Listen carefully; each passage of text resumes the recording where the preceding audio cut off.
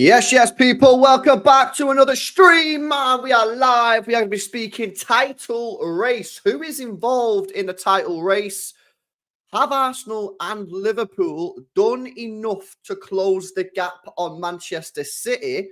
Is there anybody else in the Premier League that you think could be involved in the Premier League title race, even if it's just up until maybe like February, March time before a lot of teams start to drop off? And of course, we will be speaking about Manchester City as well. Will we doing any more business, etc., etc.? Guys, make sure you smash a like on the stream. Come on, man. Over 250 people tuned in right now. Big up to everyone that's come over from Never a Foul. Make sure you guys are smashing the likes. Let's get to 100 likes rapid. And make sure you guys are subscribed to the channel as well. We're 900 subscribers away from 20,000 subs, man, which is insane. Buzzing about that. So make sure you guys are subscribed to the channel as well if you are new. But listen, the first up, I want to discuss Arsenal, boys, right? I want to discuss Arsenal because Arsenal, obviously, last year finished second. They finished second the year before. They're really under pressure now to win a title, in my opinion. Or not even just win a title, win something, man. They've got to win something for me. I wanna get your guys' opinion on this. And so let me know in the live chat. But let me tell you what I think, right? They've obviously signed Calafiori, right? They're in talks to sign Marino. Is that enough? Let's just assume for 1 second that that's all Arsenal do, right? They don't sign any more players other than those two players. Do they have enough in that squad? Have they improved enough? Have they closed the gap enough? And I've got to be honest with you, I still don't think they have. I mean, that doesn't mean necessarily to say they can't win the league, but it's not exactly like they're going big, is it? You know what I mean? They signed Calafiori for 45 million euros. They reckon Marino's going to get done at around 30. I mean, what's that total spend? What, 45, 55, 65, 75 mil? I mean, that's not really, for me personally, I'm not looking at that going, wow, they've gone big there. Why are they not going bigger than that? Why are they not going getting some cover for Saka? I've been saying this for 2 years. Go and get Saka cover. Why have they still not gone and get anyone for Saka? Saka's out there on his own, yeah. Just been speaking about this on Never a Foul, actually. The way Arsenal Football Club have managed Saka has been appalling. Now, understand what those words mean. It does not mean that Saka's a bad player. Or it doesn't mean that it's nothing on Saka. Saka's done a great job. But Saka, at his age, should not have been playing as many games. They're going to run him into the ground. Cut a long story short, yeah? They're going to run Saka into the ground. And I said last year, you need to go and get cover for Saka. And the amount of Arsenal fans that was like, no, we don't. We're fine. Bro, I'm telling you, man, that guy's playing pretty much every game for England nowadays, yeah, because he's a right winger for England. He's starting right wing pretty much every game now for Arsenal. And remember as well, these extra games in the Champions League, Arsenal are a team that will get pretty far in the Champions League, you know what I mean? Because they'll beat most teams, Arsenal. When it gets to the Real Madrids, you know what I mean, those type of teams, maybe they still might struggle. A lot of the players inexperienced at that level, but they're going to get far. They're in the Premier League title race. That takes a lot out of you mentally, physically. Same with the Champions League. Is he going to start taking the domestic cup seriously now as well? Because they don't win anything. You know what I mean? And you need to start winning stuff, Arsenal, whether they get Carabao Cup, FA Cup. So is he going to start playing Saka more in there? I just think for me, I'm looking at it going, why have they not gone and got someone who can play on that right-hand side? Now, for me personally, and I've said this for a long time, ever since they made the signing, I would be personally utilize Gabriel Jesus as a right winger as well. Because I tell you this, I've said it at the time, said it when he was at City, and I'll tell you now, Gabriel Jesus is a better winger than he's a striker because he's not a finisher. He's not a finisher. He's not an elite level finisher. So stick him on the right side. Yeah, and just, you don't have to play every single game, but you can take Saka out. You're telling me, right, if Arsenal are playing Ipswich Town at home, that you couldn't play Gabriel Jesus as a right winger and give Saka the day off. It's nonsense, man. I also think they need to hope that Martinelli picks up his game because last year Martinelli was poor, in my opinion. I did pretty much watch-alongs of every single Arsenal game. Didn't think he was particularly great. Now, I know they've got Trossard, and Trossard's a decent player. I know, obviously, Lee's a massive fan of Trossard, and he can play on there. But, you know, Martinelli needs to pick up his game for me, in my opinion. And then, of course, you've got the Kai Havertz situation. Kai Havertz, towards the end of the season, let's be real, yeah? The guy was slamming. Goals pretty much every game, goals and assists every game. The guy was absolutely a killer and was smashing it towards the end of the season. But can he keep that form up is that Kai Havertz 24/7, or was he just in a bit of a purple patch? If it turns out that he can do that on a regular basis, yeah, no problem. Arsenal probably all right.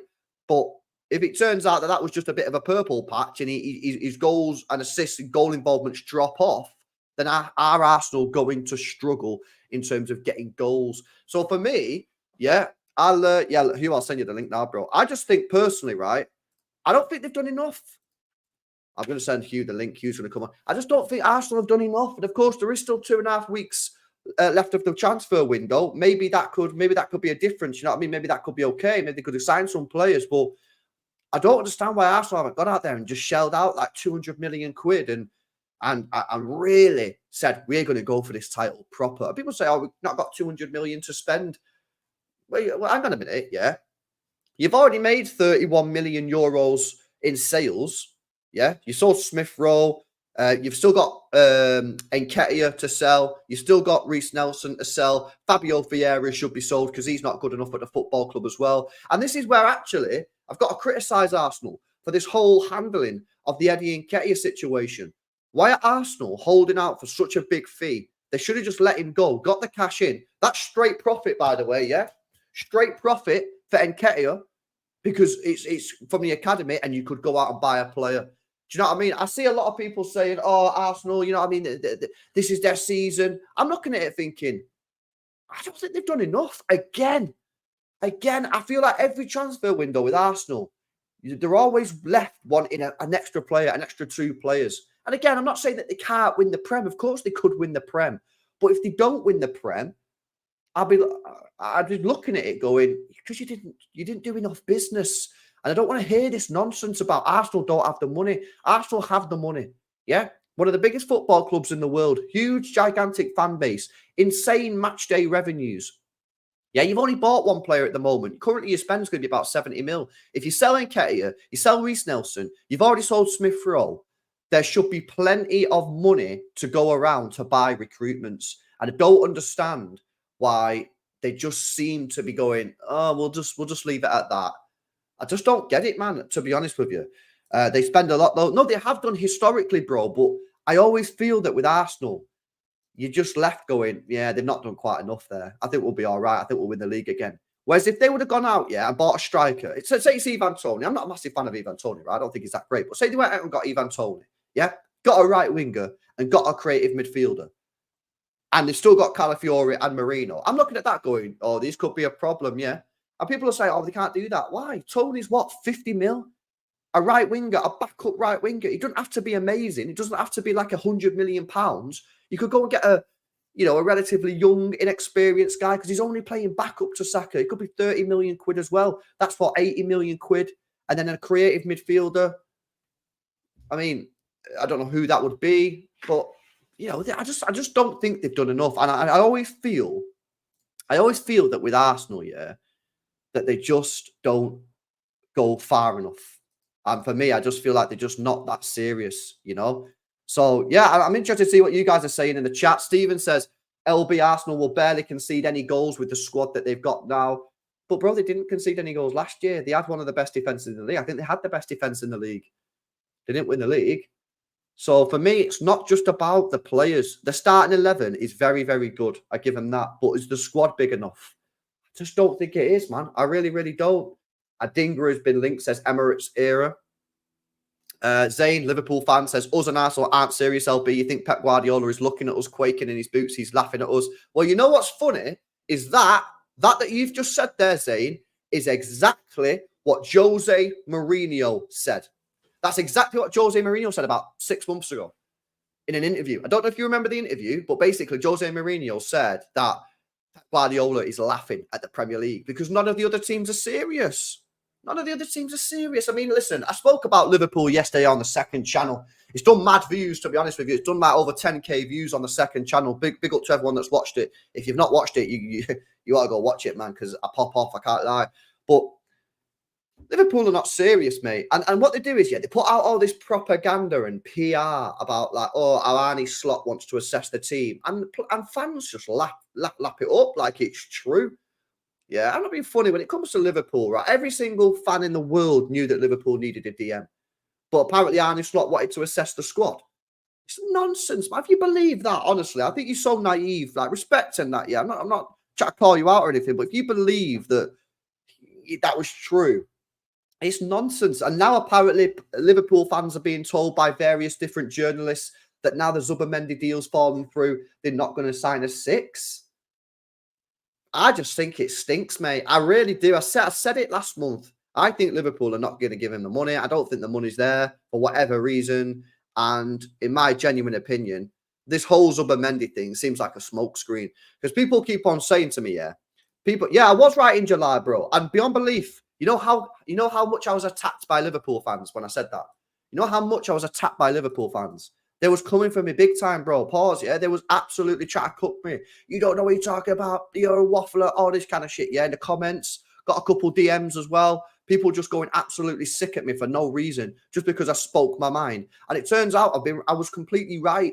And the thing is, yeah, people don't want to hear other fans be negative on the club. But when I spoke about that, there was no sort of agenda. Yeah, there was no sort of like hatred to it. I was just speaking my honest opinions. And the fact is, I think a lot of Liverpool fans have got their head in the sands. And I don't know why. Are they all just believing the PR? The facts are the facts, yeah. Liverpool have 3 of their best players all out of contract next year. As it stands, Van Dijk, Trent and Salah are all leaving that football club next year on a free transfer. Now, do I expect all 3 of them to leave next year? No, I'd be surprised. I'd imagine at least one of them signs a new contract. But if all 3 of those players leave, Trent, for me, £80 million player, right? Van Dijk, what is he, 33? I'd probably say 25, no, but maybe about 30 mil. 30 mil pound player, right? That's 110. Salah, bit young, I think he's maybe 31, 32. He's probably about 80 mil as well, right? Whether you agree on those figures or not, we're all in the right sort of area. There's potentially £200 million worth of player that are all leaving on free transfers next year. That is absolutely horrendous. They've not signed a DM. They've not signed anyone. And I just don't hear enough. I see a couple people in my chat, yeah, a couple people in my chat that speak about it. I know there's a few Liverpool fans in my chat, in my community, that are not happy with Liverpool. And then I go on Twitter, I type something in, something like that, not try to bait anyone. And the amount of abuse that I get off some Liverpool fans. Oh no, so, Trent. This is the biggest one. Oh, don't worry about Trent. He'll sign because he's a Scouser. Are you really that delusional? He's not just going to sign for Liverpool because he's a Scouser. He'll sign for Liverpool if he feels that Liverpool is the best place to play, if he feels that Liverpool are going to win trophies. Trent wants to win trophies. All players want to win trophies. He's not just going to sign for Liverpool because he's a scout. I mean, that is just the biggest load of nonsense I've ever heard. You know what I mean? Now, maybe Liverpool will give him an absolute wedge and then he'll go, I'll sign for the money. But he's not just going to sign because he's a scout. I mean, that's just ridiculous. And if you... And you really want your club to operate in that way, where the only reason the player's signing is because he's from the local area? It's absolute nonsense. And again, I don't hear enough Liverpool fans speaking on it. I do not hear enough Liverpool fans speaking on it. And I think it's strange. Do you know what I mean? At the end of the day, Liverpool squad should this year be competing for the Premier League. They should this year be competing for the Premier League. Because last year they competed for the Premier League up until about 5 or 6 games to go. You know what I mean? They've won the Prem under Jurgen Klopp, and under City, Pep v Klopp, Liverpool were always there. Now they won a Prem, and if they didn't win, there was always usually within a few points of Manchester City, right? There is no excuse from Liverpool Football Club not to be invested into this squad. And people then say, I've seen some very, very strange comments yesterday. I seen one guy say, yeah, but LB, they can't spend this summer because if all 3 players leave next summer, then they've got to replace those players next summer. What sort of mental gymnastics is this? I mean, I'm not being funny here, but if you don't sign anyone this year, that makes it more likely that the 3 players will leave next year because they won't be happy with the squad because they want to win. And they'll say, well, you're not signing anyone. This team's not going to win. I'm going to leave. Whereas if you sign players this summer, Salah, Trent, Van Dijk, they might go, you know what? I'm going to stay here because he signed him. We're looking good. And I reckon next year we could actually win summer.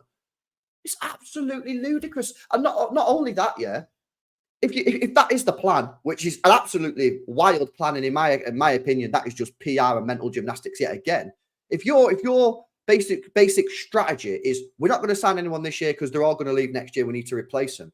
Well, let me give you the honest truth, and I'm not sure if I said this. I'm not sure if I said this yet in the video yesterday. But do you think the right winger that you're going to sign next year is going to be as good as Salah? Do you think the right winger you're going to sign next year is going to get you the same amount of goals and assists that Salah gets? Because if you do, you're delusional. Do you think the right back that you sign next year is going to be as good as Trent Alexander-Arnold? Now, factually speaking, it can't be, because Liverpool fans have been telling us that Trent's the best right back in the world. So you can't get a better right back than Trent, because you've been telling us that he's the best right back in the world. Do you think you're going to get a centre back as good as Virgil van Dijk? Because again, you've been telling us he's the best centre back in the world. So you're going to downgrade on all three positions. I just think it's wild, man. And I think more Liverpool fans need to wake up and smell the coffee and start calling out that ownership and start calling out the board. You know what I mean? And I guarantee you, if they don't sign anyone, I still expect them to sign someone. Yeah, I still expect them to sign someone. But if they don't sign anyone, I guarantee you'll start hearing rumours and leaks of, PSR, PSFFP, all this kind of nonsense.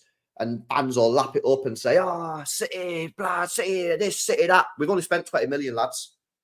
Yeah. I just think people need to start waking up and start calling out their ownership a little bit more. I think Arsenal need to do it with Edu and their owners, because they always just seem... I know last year they spent money, and they have spent money. That's not the point. I just feel with Arsenal, they always just never go that extra step and get that extra player. And that extra player could make the difference. Like last year's window was good, yeah, but I just feel like they needed that extra player. Do you remember in January when they signed Jorginho 2 seasons ago? And they signed someone else, actually. I can't remember who they signed. I always felt that they needed to sign that extra player. They never go that extra step to take that giant leap. I don't know. Let's see what you guys are saying. Let's have a look, people. Let's have a look what you guys are saying. Keep your comments coming in on Liverpool and Arsenal, guys. I want to know what you guys are saying, man. DJM1 on the contract situation at Liverpool says they got to shell out big on those 3 contracts if they want them to stay. Well, this is another point, bro, right? If you're Trent, Salah or Van Dijk, yeah, are you going to sign the first contract? Are you going to sign the first contract, bro? Because I ain't. If I'm Trent, I'm saying I want 450 bags. Yeah, I want 450k a week. And then they're going, what? You're not giving me that. You're a right back. He says, well, that's what I want. And Salah goes, well, I'm not going to sign a new contract until I see what you get Van Dijk on. And I don't want to sign a new contract until I see what Trent's on. I just think that the way this has been handled is absolutely abysmal. Absolutely abysmal. And you're spot on, DJ1. You're absolutely spot on, bro. Let's have a look. Morris says, I'll take good, effective, and intelligent coaching over panic buys, says Morris Samuels. The thing is, though, there shouldn't be panic buys, because you should have a plan. A panic buy is like when City bought Núñez last year, right? You get near to the end of the window, you need a player, you start, we'll get him. Arsenal knew that they needed Saka cover for 2 years. Why have they not got one? Arsenal have known that they needed maybe another creative midfield player for over a year. Why have they not got one? They should have had a plan. And it just seems like they've just sort of like not had a plan. Pack a punch. I'll speak about United's window in a moment, bro. Just speaking about title rivals at the moment. I think Arsenal signed Jorginho and Trossard. Yeah, they signed Jorginho and Trossard, bro. That's who they did. Beyond Belief says Liverpool will fall off. Arsenal lack the endurance over the season, but are improving and will be hungrier. Yeah, I think the thing with Arsenal is, right, I want to know how they can go again, right? Because people keep on saying, City won't have the hunger. City won't have the desire to be able to go again for 5 Premier Leagues in a row. Yet people just assume that Arsenal will have the desire and Arsenal will have the hunger to go a 3rd year in a row where they was leading the Premier League for the last 2 seasons and didn't win it. Do they have the desire? Can they get themselves up for it again? It will be interesting to see. Let's have a look, people. Salah and Alisson are definitely going to leave at the end of the season. Well, obviously, Alisson is still under contract for an extra year, I believe. So at least if he does leave, bro, you're going to get a transfer fee for him.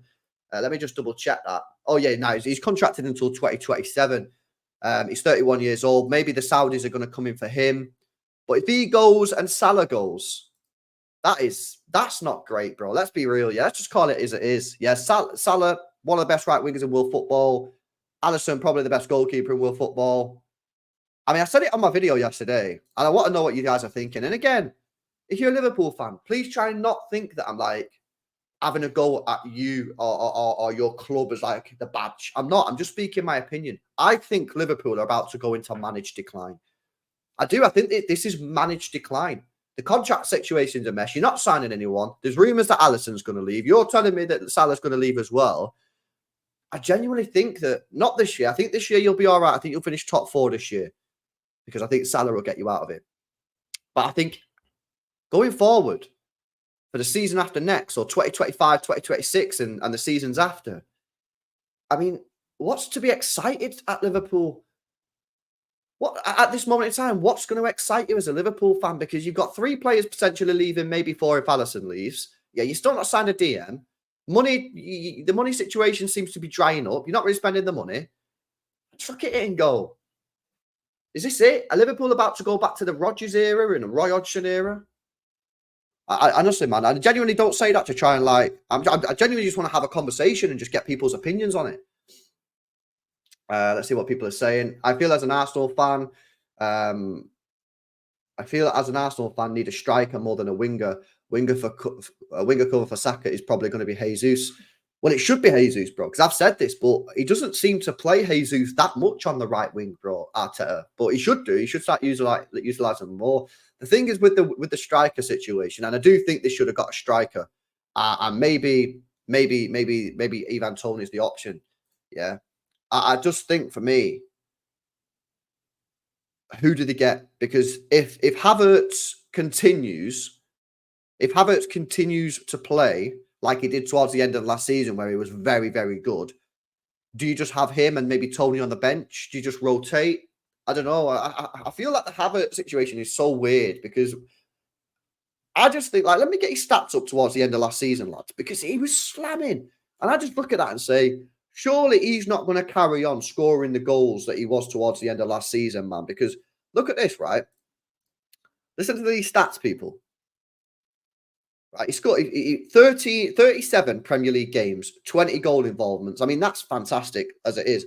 But towards the end of last season, right, in the final 1, 2, 3, 4, 5, 6, 7, 8, 9, 10, 11, 12, 13, 14. In the final 14 games, he got 1, 2, 3, 4, 5, 6, 7, 8, 9 goals in 14, and 1, 2, 3, 4, 5, 6 assists. So what's that? 15 GNA, 15 goals and assists in the final 14 games. I mean, that is absolutely incredible. My question is, can he really keep that up? Can he really? I mean, if he can keep it up, mint, like, just buy a backup striker and you're chilling. But is it not going to? Are we not going to revert to type here? I mean, if you look at the first 16 games, for example, he scored 4 goals and got 1 assist. So what Havertz are you going to get? And this is where I think it's really difficult, to be fair. To be fair, I do think this is really difficult for Arsenal because they don't know what Havertz they're going to get. If they get the second half Havertz, mint, you're chilling. That's insane. But if you go back to having first half Havertz, where he's only scoring 4 goals and getting 2 assists in the first 16 games, that's a problem. And people are going to say, why didn't we sign a striker? We should have signed a striker. This guy's a bum. It is a tricky one, man. LB says, Arsenal looking very, very good, bro. We need more. Well, I guess you mean pre-season. I've actually not seen Arsenal in pre-season. Yeah, I've not seen them. So the first game I'll watch is probably on Saturday. I might do a watch on depending on what I'm doing. 1 second, guys.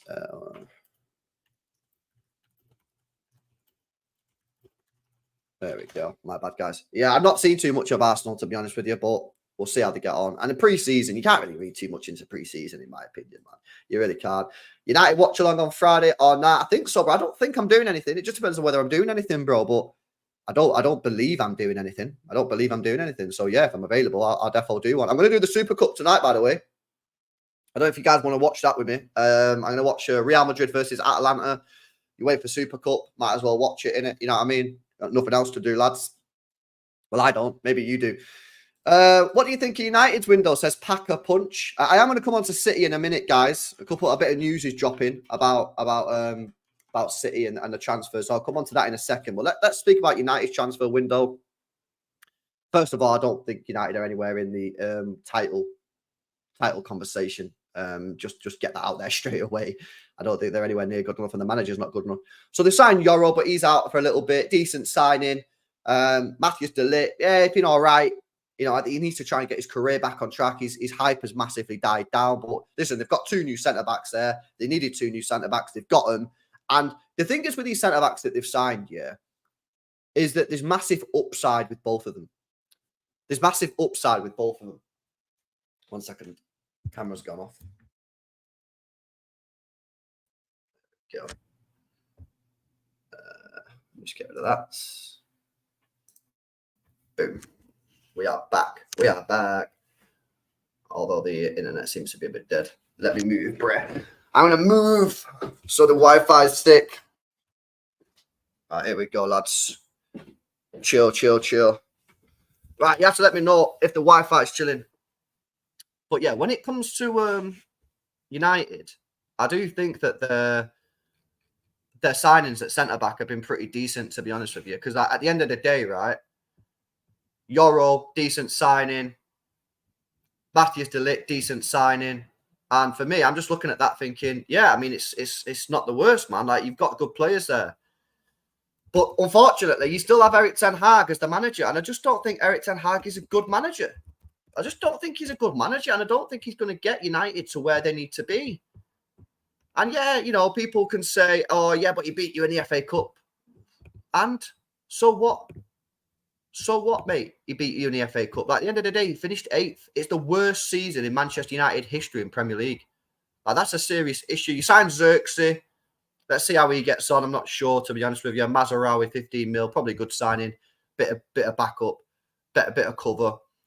But for me, until you get a new manager, I just don't think you're going to be challenging. I just don't think you're going to be challenging, man. I just don't think your manager is that good, man. I honestly don't, Briss.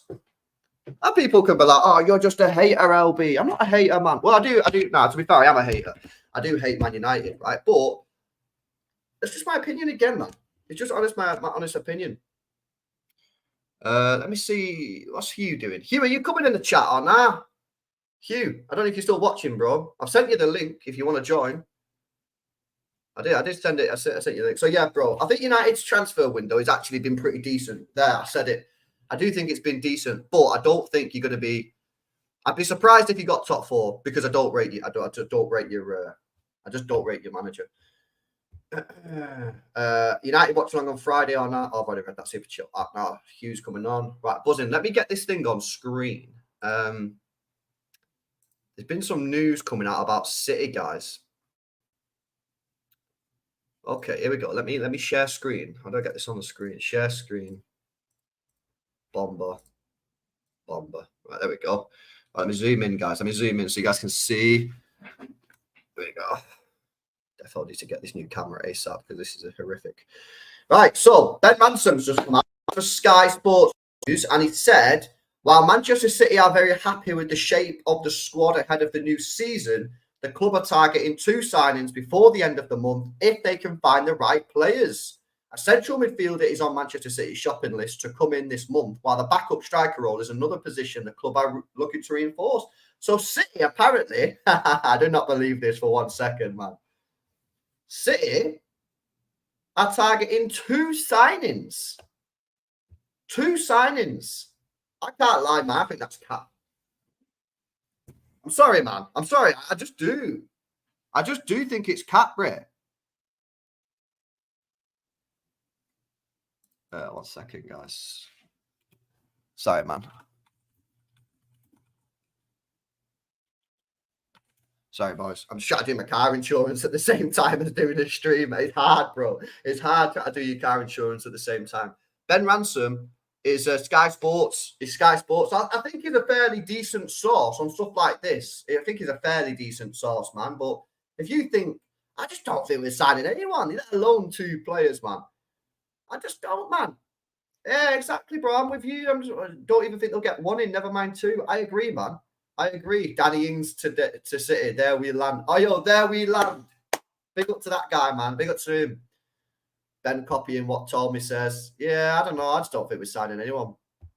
the 2 signings might be 2 more kids from River Plate. Yeah, I mean, to be fair, we sign like those type of players, yeah, but I don't think we're going to sign like proper first team players. I could fully see us signing some like kid from South America, 100%.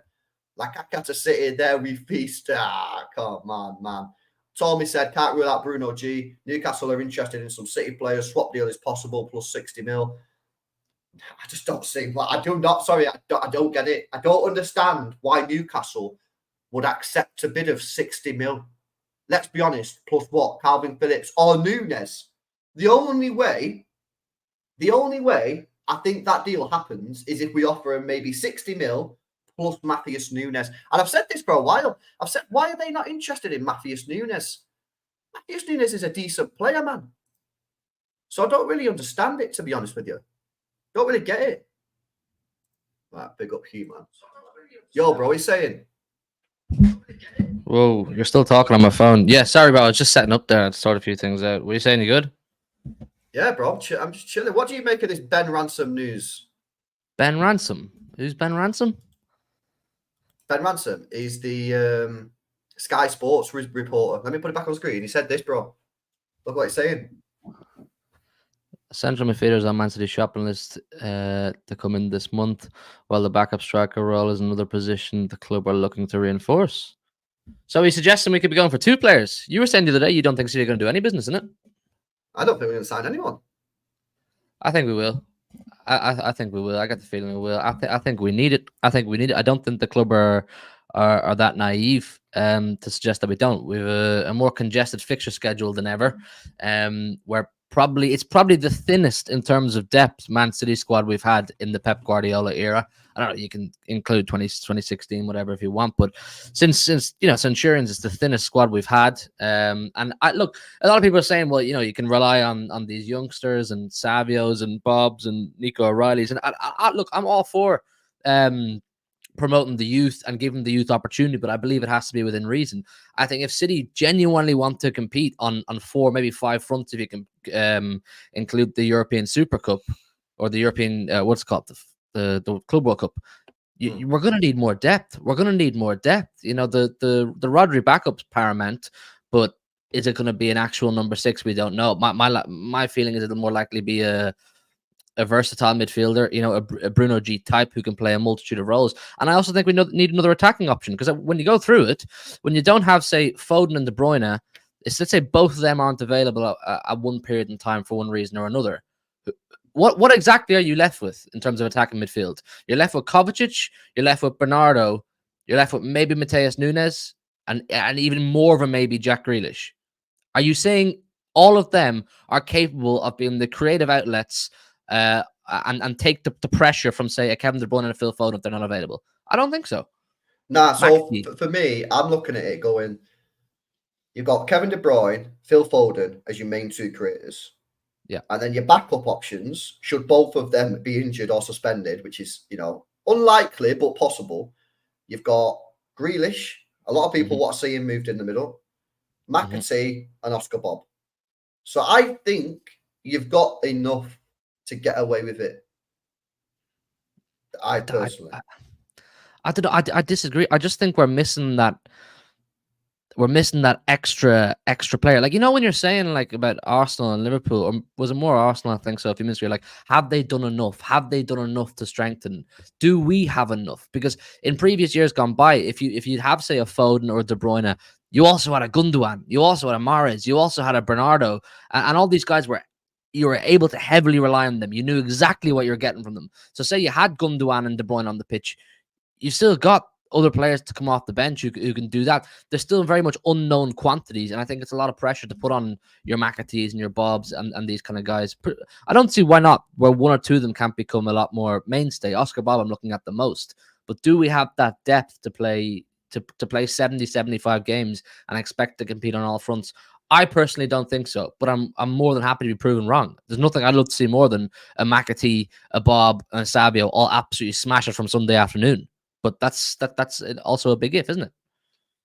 Yeah, no, listen, I've said that I'm not against signing an attacking midfielder. And I think that I get where you're coming from, because at the end of the day, right, if both of those players do go down, then there's a lot of pressure on either Grealish, McAtee, Bob, whoever steps in. I just don't think that should be anywhere near as a priority than the Rodri backup. Because for me, the Rodri backup is more important. Because at the end of the day, if Rodri goes down, we have to change system and we have to go to Kovacic and Bernardo as a 2, right? Mm-hmm. If KDB goes down, you've still got Foden.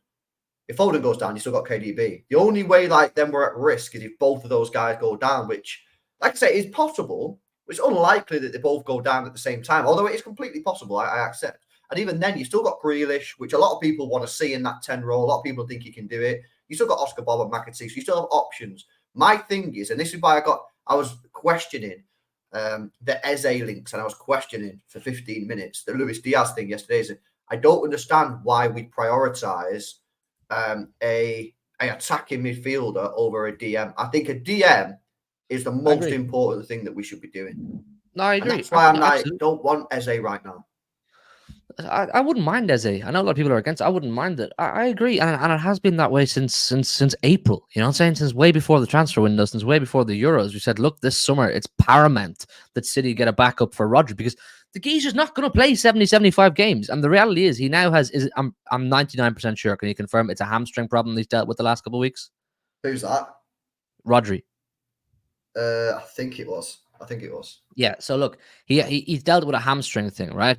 And people fail to realize with injuries, it's not like in FIFA, say, where players return from injury, he's back to his best, he's back to normal, and he's going to stay that way. Particularly hamstrings and knees and these types of injuries, they're very much reoccurring. They're very much, they have to be monitored, they have to be looked at, they have to be continuously assessed. It's like with Kevin De Bruyne. Kevin De Bruyne can, had reoccurring hamstring problems that have bothered him since the first time he tore it off the bone. So the Rodri hamstring thing is now going to have to be watched and going to have to be factored in every single time you consider playing Rodri for a stint of 5, 6, 7 games in a row. So, yeah, of course, you're going to have to get him in backup. But also, I think with the attacking area of the pitch, just you have to replace Julian Alvarez in the squad. You look at, say, Foden last year playing in midfield when De Bruyne wasn't around, and it was fantastic. It was absolutely fantastic that the team played well, and it looked great because, to be fair to Alvarez, as much as he's not a midfielder, the geezer chipped in with a lot of goals and assists. Do you know what I'm saying? While De Bruyne was out, he was chipping in every single week. So that attacking area of the midfield looked like it was cooking. Alvarez getting goals and assists, Foden really flourishing in that midfield role. It's fantastic. Yeah, Alvarez is gone now. So what if, let's say, De Bruyne does have another problem, and the nature would suggest that he will have a problem at some point this season. Touch wood, he doesn't, because he's had one every season for the last four seasons in a row. I think he's had bad injuries. So take him out. You're left with Phil Foden. Who you putting beside Phil Foden? Kovacic, good player. Is he going to get you consistent goals and assists or mega creativity? No. You can put McAtee beside him. You could. We don't actually know what we're going to get from McAtee consistently just yet. Are you going to put Nunes beside him? You could. But once again, we don't actually know what we're going to get from Matheus Nunes. So we just don't have that backup player. We don't have that extra player to rely on, like a Gundogan, like an Alvarez, and these kind of players. I just think it's really thin in terms of players you can rely on in high pressure situations. Yeah, nah, it's. I understand. Like what you're saying, and the only thing I would say as well is Pep Guardiola has been saying that he backs McAtee and he wants McAtee to stay, and I just think if you get another player, then that can't happen. McAtee would have to leave because there's not going to be enough minutes. So I don't know, man. I'm like I say, I do think the DM position is the more important one to sort out. I still think we could get away with what we've got up top. But yeah, Ben Ransom coming out, guys, saying that City are in the market for 2 players. Who do you go for? Who in terms of DM do you go for? You know what I'm saying? I said on my stream the other night, this was before the Zubimendi to Liverpool thing crashed. Go and hijack that. Go and hijack Zubimendi to Liverpool. You know what I'm saying? Offer more than whatever he's been offered at Sociedad in Liverpool. I'm pretty sure he's a versatile player. He's an ideal Rodri type backup. You know what I'm saying? And then we're getting kind of fed that the Bruno G is potentially not over, but I had accepted in my head, bro. I had come to a peace with the Bruno wasn't coming, and now they're reviving these thoughts. So I don't know. I'd be interested to see what Newcastle say if you went to them and said 60 mil and Nunes. 60 million Nunes. Phew, I don't know. I really don't know. They're obviously putting a lot of eggs in his basket by giving him the captain's armband, and that kind of thing. It's tough. It's tough. They'd say no, says Johnny Lara. They probably would say no. At this stage of the summer, I think they would say no. I agree with Cameron, though, in the chat. I think Nunes would really suit Newcastle. I think it'd really suit Eddie Howe's style as well. I do. I don't know what Nunes' style is too well, to be honest. I don't know much about the geezer. We wanted him at Sporting, and we got him. Yeah, he's probably sitting back, winning the ball, and then transitioning and carrying it really quick. That's probably he's a strong runner with the ball. He's definitely from the cameos we've seen in City. He's a strong runner with the ball. He's physical. He likes to get involved, which is why, look, if Pep does have a plan for the guy, there's a part of me wouldn't be totally surprised at some point to see him tried as a number 6 or in a double pivot beside Kovacic, just because he's a deeper player. He's physical. He can hold on to the ball quite well. But beyond that, I don't know what his capabilities are. Yeah. Ian says Kimmich would have been the best short-term option to rotate with Rodri. Well, I said this straight away early on in the season. I said, listen, at the end of the day, right, Kimmich was there 40 million. And people talk about his wages, but if you offered him slightly lower wages on a bigger contract, because at the moment, Bayern aren't offering that contract and that wages, so I think he would have accepted it. Clearly, City are not that interested. Big up to LB, says Palacios, Varela, Bruno G, Pavlovic. I like Pavlovic. Have you seen him play, bro? Who's he play for again? Bayern. Oh, a big guy, isn't he? Quite a big guy. I think he's just like normal size, bro. Or am I thinking of someone else? I'm thinking of. Yeah, I just think he's like normal height. But nah, he's on the ball, man. I remember doing a watch along last year, Bayern playing someone. I can't remember who they played, and I was like, "Yo, who is this guy?" First time I've seen him, unreal. But yeah, Varela's there. Bruno G. I don't know if you can get him, and yeah, Palacios is there. It's 6'1", 6'2". Is that big? Is that tall? Not for you, anyway, is it? No, it's smaller than me. Who's it I'm thinking of? There's another one I'm thinking of. Maybe that is the guy, bro. I mean, 6'2" is quite tall, isn't it? 6'1" is quite tall. Yeah, I guess, yeah. Yeah. What do you make of Adam Wharton? Jason Lynch should put it in the chat. Adam Wharton, I mean, at the end of the day, he's a decent player, but can he play in the Gundogan role? Well, that's the thing. If City really do want Adam Wharton and Pep really wants Adam Wharton, I fully believe it's with the anticipation and the belief that because he's so young, because he has quite a very good technical ability, it's that he could be developed. He could be developed into playing a few roles. I was weighing it up last night with Joe on my show, and I was thinking from Adam Wharton's perspective, I don't know if coming to City to just be Rodri's deputy and that's it is a good career move for him. I don't think it is. Like, and that's me taking my City hat off. As much as I'd love it, you get Adam Wharton in and he's a Rodri backup. It's great. I don't think for him it's good. I really don't. His stocks have grown nicely at Palace last season. He's a young player. He's getting lots of game time where the pressure's not too high at Crystal Palace. They're not expected to go and win trophies or do anything amazing. He can just develop at a nice pace and work towards that World Cup 26. Where look, is if you come to Manchester City, yeah, you've got a higher possibility of being involved in a squad that gets success. You're training under Guardiola. You're learning from Rodri. And that's great, probably longer term. But he's now at a stage right now. What's best for him short term in terms of developing and getting first team experience? Playing back up to Rodri, ain't it, for a young player? I agree. And I've talked about this in the past. I also don't think that'd be good for us because they won't be fully match fit for when we need them. And I think that's why you need someone like a Gundogan style who can play in the midfield with Rodri, but then also play in CDM when Rodri needs a break.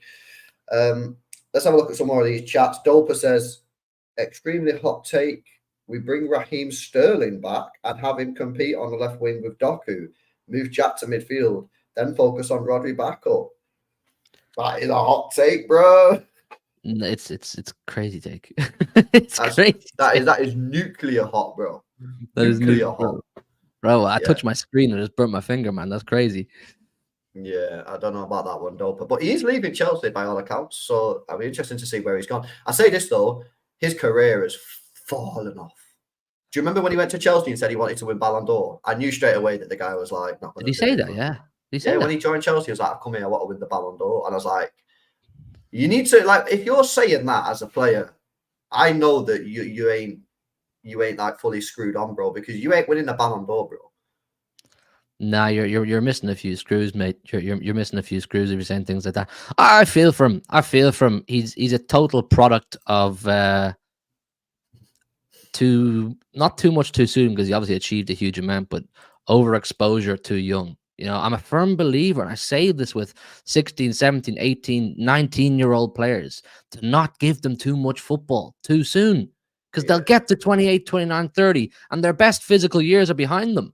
You know, Sterling's 29. He's 20. He should be in the peak of his powers, man. The peak of his powers. I'm telling you now, I genuinely think that if he would have stayed, he would have slammed it with Haaland. Yeah, I think so. I genuinely do. Was when by the time Sterling left, was he physically the same as he was in, say, Centurion season? Did he have that rapid acceleration to get in behind? Did he have that, you know, that extra yard that the fullbacks just couldn't deal with? We didn't see a lot of it. For a bad time, bro. Like, his form was shit, his confidence was low, but I genuinely think that if you would have stuck him on the right-hand side and just told him to beat his man and get the ball in the box for Haaland, I think he would have slammed it. I really do. Definitely think, say, 18, 19 Sterling would have been. He could have got 25 assists if he had Haaland beside him. Nah, that's facts. Tinsay says we're gonna start crying when we can't score or assist. Nah, bro, we've got enough, man. We've got 5 wingers: Kevin De Bruyne, Phil Foden, Erling Haaland, Rodri chips in with goals and assists. Like, we've got enough. If Foden and De Bruyne go down injured, then we've got problems. Yeah, quite big problems in theory, you know, because there's no one to rely on. There's no one right now that you can say, right, you go and do your thing. Because most of them, we don't know what the thing is. Who would you get as an attacking mid? Isco. Look at Isco. Hey, yo, what's he saying? Is he still playing football then? Was he retired yet? I think he's still playing. Was he not with Sevilla there recently? I could be wrong. Have a look. Might have been. Is that Real Betis? Is he? Yeah, okay. I don't know who specifically to go and get. I mean, Danny Olmo was a good one a couple of weeks ago. He's gone to Barca now. I'm not totally against Eze. I'm not totally against Eze. I don't. His assist numbers are very good. His even his G&A in general. But is he not too good to sit on the bench? But there's no such thing as sitting on the bench generally at Manchester City. You're gonna get opportunities. If you take your opportunity, you'll work your way into being part of Pep's roulette. I agree with that to a point, but if he comes, he's not getting in front of Foden or De Bruyne, is he? No, but he can also be a wide player. I reckon he could play as a false 9. I think there's a lot you could do. He's very versatile. Look at his positions played. That's why I think he appeals to Pep the most. Not because he's specific, his G&A numbers are good. It's because he's versatile and you could probably play him anywhere. Yeah, no, I think he could play false 9 100%. But then again, how many games are we not going to play Haaland? I don't know. Well, Haaland picks up an injury or two a season as well. Yeah, you know, he does. I think a lot of the optimism around the squad, I'm here for it. I'm cool with that. But I think a lot of it also stems from neglecting the fact that injuries will come. That they are coming more than you can believe. They are coming with more games than ever. You know, international games thrown in there. You saw Ruben Diaz's fixture schedule, bro. These guys, some of them are going to get injured, and then when we have to start patching up and filling holes and who's going to score the goals, you go, well, maybe we could have done with someone like Julian Alvarez, you know? Yeah, no, I'm interested to see what Tom is saying. Let me see what he's tweeting. What's he putting out there? And he spoke about Grimares, Alvin Phillips leaving. Did you see this though yesterday about Manchester City's potential claim for loss of sponsorship monies against the Premier League is understood to be in excess of 50 million. It includes an uplift from Etihad following the Champions League win. So if City win the case, City's claim is 50 mil, apparently, according to him. Yeah, which is nice. You know, it's nice. But as I said on your show, and I said it on mine as well, that City aren't doing this for the 50 million. City aren't doing it for the 50 million. They're not even doing it that deeply, in my opinion, for the actual rule. I'm not sure City are too bothered about the rule. I think there's much more underlying meaning behind why City have started what they did with the Premier League back in June. But like if City don't get the 50 million, City aren't going bust. You know what I'm saying? And City will live. Yeah. Jay says, LB, are you of the same mindset as Martin that it's okay if we don't win the league next season? It depends what you mean by okay. Like this club, it's not good enough. Well, this club should be, if we want to be the dominant club in this country, like Real Madrid have been dominant in Champions League and Bayern are dominant in their country, then if you don't win the league, you need to look at why you didn't win the league. What was the reason you didn't win the league? And then you need to rectify it. So depends what you mean. If we don't win the league, am I going to be out here going, sack the board, sack Pep? No, obviously not. But I'm going to be asking questions about why we didn't win the league. And I think some people will find it difficult to understand that because they'll be like, oh, look at everything that's happened. It's not a criticism. It's you constantly need to look at improving. And if you don't win the league, you need to look at why you didn't win the league. And you need to rectify that. And if you don't rectify it, yeah. And for example, if we don't sign a DM and the DM becomes the reason that we don't win the league, then I think a lot of people will be looking at the board and going, what are you doing? So you got to, yeah, exactly. You've got to maintain standards. You can't let standards slip. You can't just go, oh, well, we've won 4 leagues in a row, so if we don't win it, then it's chill. No. You got to maintain standards. Now look at Real Madrid with the Champions League. Every time they sign a player, you are expected to win the Champions League. And if you don't win the Champions League, that is a failure. That's what we need to be doing. Did you see what Perez said after they won the 15th one there in Wembley in May? Immediately, he's still on the pitch and he's talking to them like, yeah, I'm already thinking of 16. Do you know what I'm saying? That's like, bro.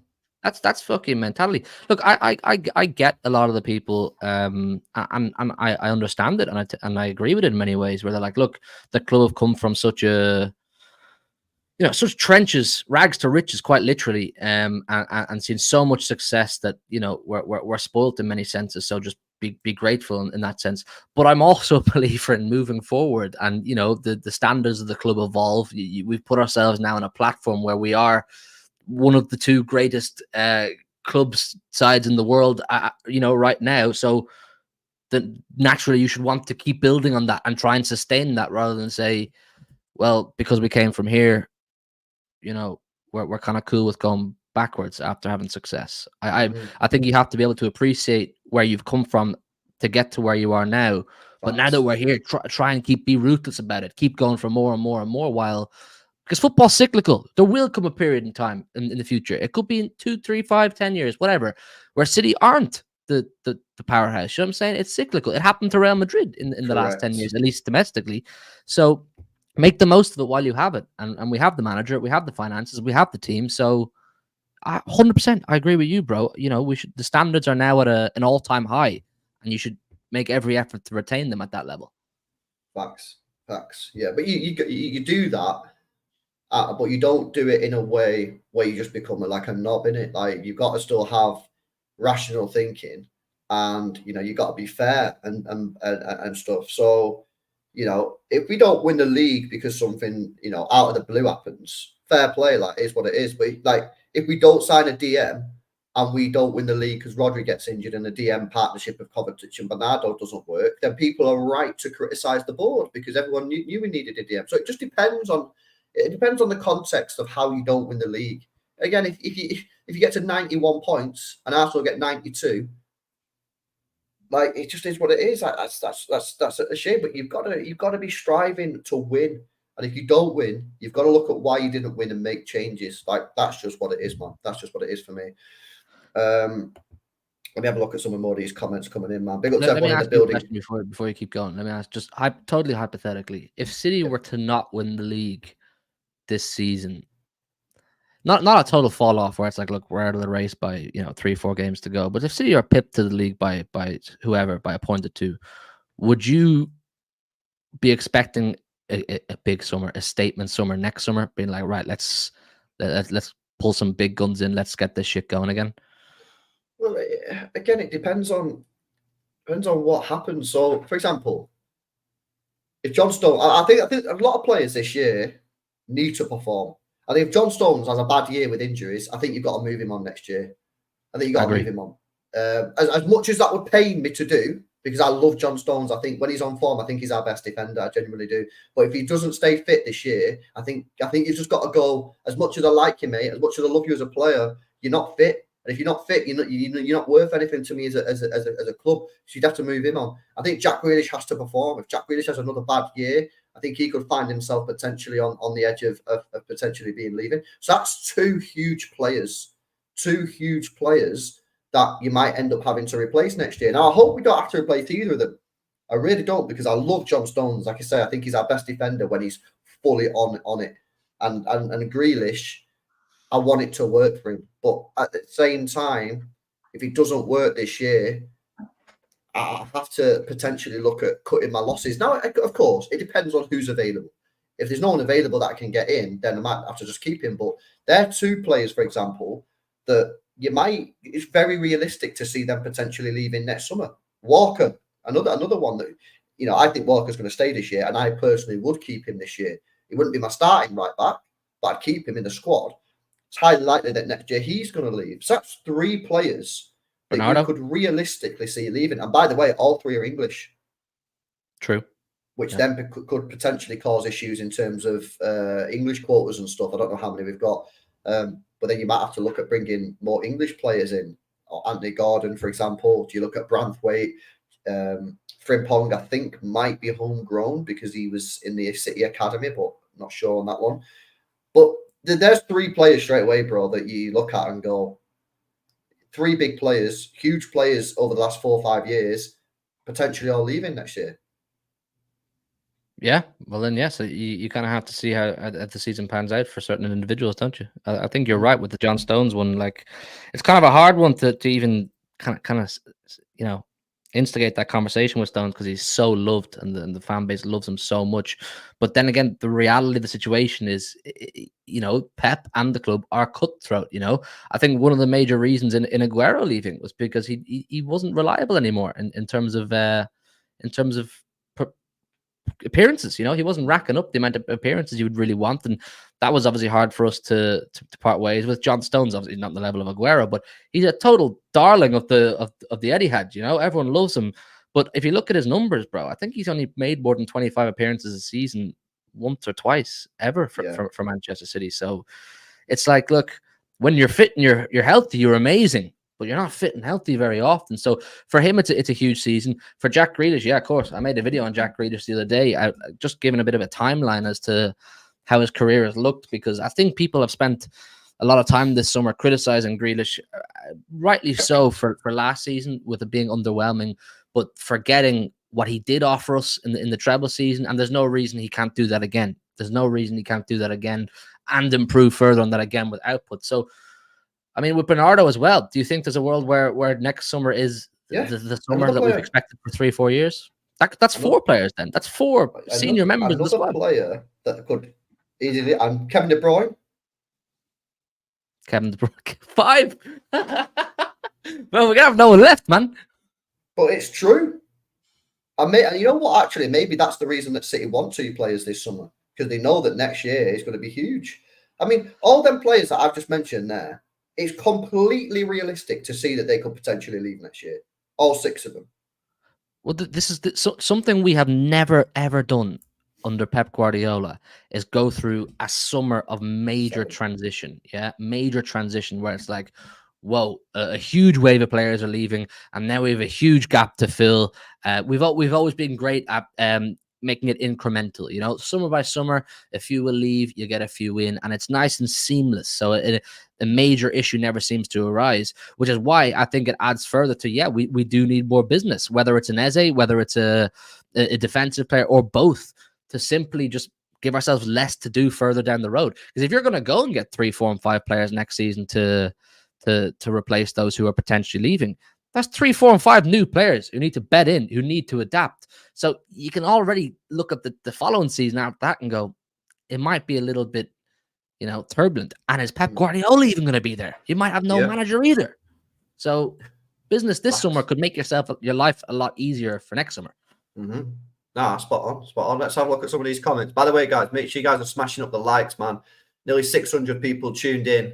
We need 20 people to get to 250 likes. So hit that thumbs up button. Make sure you subscribe. Make sure you subscribe to Hugh's channel as well, HMTV. Big up to E-Ink, says, our false 9 period washed Sterling, unfortunately. You know what? You're probably right there, because he had no target man, innit? Yeah. Sterling didn't suit when we transitioned into heavily possession-based football. Paul's stuff was not Raheem Sterling. Sterling thrived totally on electric, lightning. More direct. Yeah, no, that's facts. Good comment, E-Ink. Con Robbo says, Gundogan getting hate at Barca. One season remontada. I've not seen the hate. Why is he getting hate for? Why is he getting hate? He's one of the most underrated and disrespected players ever I've come across. I agree. But why is he getting hate at Barca? Has he made mistakes in pre-season or something? I have no idea. I have absolutely no. I don't. Would you bring him back for a season? Oh, fuck me. Yeah, I would. You know, after watching him at the Euros, yeah, I would. Fuck it, yeah. He's in my top 5 City players of all time favorite, like just personal favorites. Yeah, it's got to be up there, isn't it? It's got to be up there. I wouldn't be against it, Con Robbo. I'd like to get someone who can like play longer than he can, but if they were not going to do that, then I'd be open to it. Loads of time last season we said Erik ten Hag wasn't good because we didn't create chances. Oh, Erling Haaland. I don't know why I said Erik ten Hag. Erling Haaland wasn't good because we didn't create chances. Phil isn't a creator. He's a unique midfielder who scores a lot of goals. I think he can create, but he's probably not sort of as creative as like a David Silva or a Kevin De Bruyne. So you're probably right on that front. Here's where it's going to be different though. Look at our wingers this year. If you've got Savio, Bob and Doku as your wingers, they're much more creative than Grealish and Bernardo Silva. So I think that this year, I think you are going to see Bernardo be moved inside, and I think you're going to see us go back to pacey, creative wingers, the likes of Doku, Bob, and Savio, and they will create from the wings. So yeah, you'll probably see Foden and De Bruyne will also benefit from having the pacey, creative, but direct wingers as well, because unless the teams we're up against or manage to hold a brilliant defensive low block shape for 90 minutes, any space in behind, the players like De Bruyne and Foden will pick those passes, and Savio's, Bob's, and Doku's will get them the end of them. So it'll be a different look this season. I think it's another chink to our armor, isn't it? It's just a different option that we haven't really had for 2 seasons. Like, do you remember yourself? There's plenty of times over the last 2 seasons that, hindsight's a beautiful thing. We won the leagues, but through the middle of the season, you're kind of going, where's the creativity? You wouldn't mind a second option, like a more direct player to give you, a change of pace or a burst of pace. So now we have it, man. Now we have it. So let's cook. Let's cook, man. Let's cook, bro. Channel YouTube says, why is it not coming on the screen? There we go. I hope I'm wrong. I think this year will be transitional. I don't think we'll win it. At this point, it may just be Arsenal's turn, like Liverpool in 2020. Do you think Arsenal have done enough, though, bro? No. I don't think there's anything. Look, we can all sit here and say they could have done with a striker, or they could do with a striker like a gunman up front and whatever. Am I wrong in saying that they scored the most goals in their club's history last season, and they conceded the least goals in their club's history? They have, in my opinion, Arsenal, a league-winning squad. In terms of ability-wise, it's a league-winning squad. But the problem with Arsenal lies, and they don't like when you talk about it. For me, the problem with them is just mentality. It's purely mentality. It's about being ruthless. It's about turning up at the King's gaff and taking his crown off him. Do you know what I'm saying? Like, turn up at the Etihad and take our crown off us, type thing. People, look, I've seen so many people doing their Premier League season predictions now, and more people are saying Arsenal, this is their year, than they're saying City will win the league. I think that's just an easy thing to say. It's just an easy thing to say because City have won 4 in a row. We're back to talking about hunger levels. Would City have the hunger levels again? Yeah, you can talk about all that. And I know you've touched on it briefly, but we're talking about an Arsenal team who has been absolutely jaded, disillusioned, sucker punched by City for 2 seasons. Badly. Really badly, 247 days on top of the league that first time. Surely you're going to win it. Boom, out of nowhere, the big blue shark with his jaw wide open steals it right off you to death. Last season, you have the season before under your belt, bit more experience, you brought in Havertz, he's chipping in. You brought in Rice, he's chipping in. Surely you go and do it. Hell nah, you fuck it up again. You didn't have the mentality again. So now you're telling these players, Your Odegaards, your Sakas, your Salibas, your Gabriels, the ones that have been there for the last 2 seasons.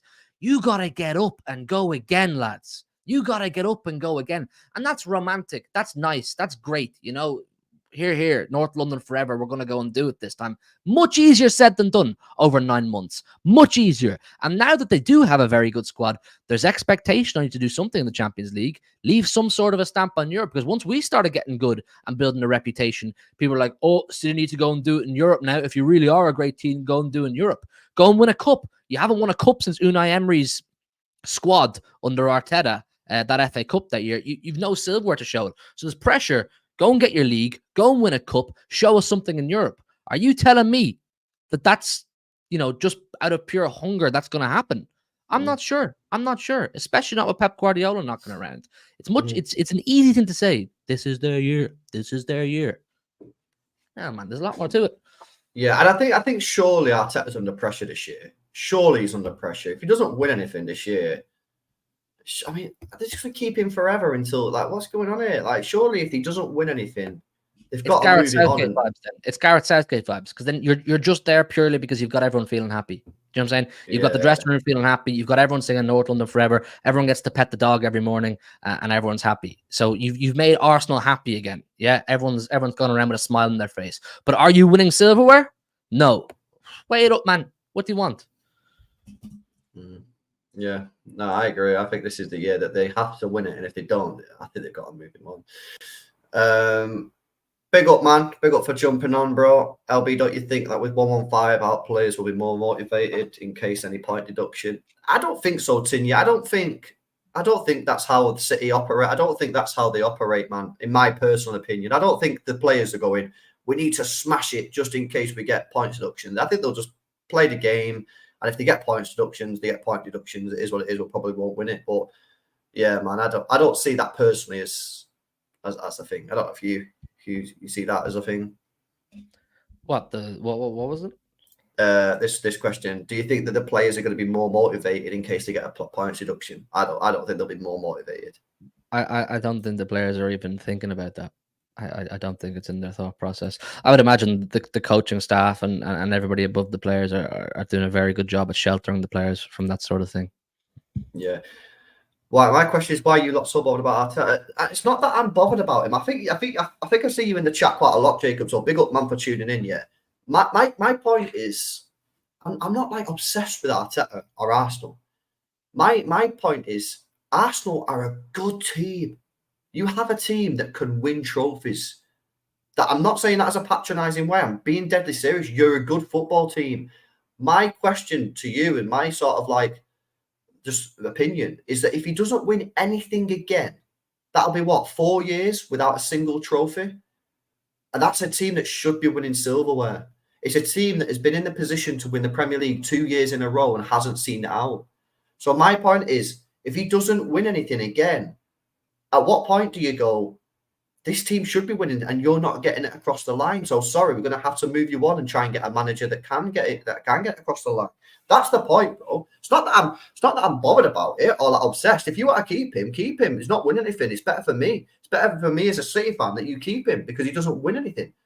My point is, I think he's taking you to a level, and if he doesn't win anything this year, at what point do you go, you're our Brendan Rodgers? We have to find our club.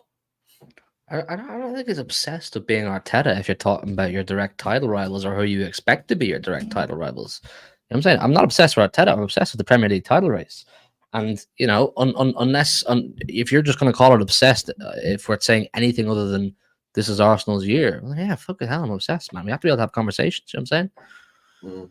Exactly. Big up Midnight Crisis says, big up LB on my way to work, excited for the season.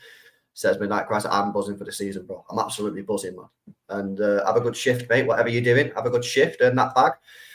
Right, there we're going to go. We're going to wrap it up, man. Big up to everyone for joining me, guys. Make sure you smash a like on the stream. We're currently on 250 likes. There's over 500 people locked in. So before you go, before you click the X button, just hit the like button, man. It don't cost you a penny. Make sure you guys are subscribed. Subscribe to Hugh as well on HMTV. Big up Hugh for jumping on. And yeah, we'll catch you in the next one. Peace out.